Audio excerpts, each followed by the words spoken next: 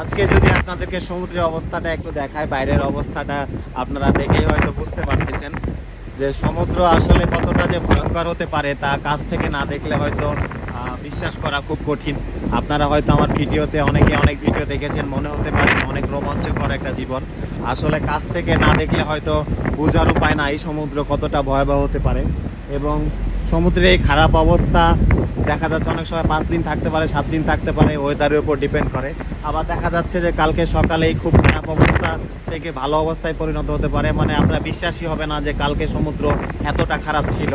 তো আসলে এটা ডিপেন্ড করে ফুললি যে কখন কীরকম হবে।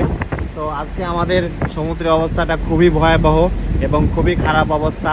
আপনারা হয়তো আমাকে দেখলে হয়তো বুঝতে পারতেছেন যে সমুদ্রের প্রচণ্ড বাতাস এবং আমাদের সমুদ্রে এখন জাহাজের স্পিডও অনেক কমে গেছে এবং বাইরে থেকে অনেক ঢেউ আসার জন্য আমাদের শিপের ডেকের উপরে অনেক পানি আশ্রে আশ্রে পড়তেছে, সেই স্প্রে আসতেছে।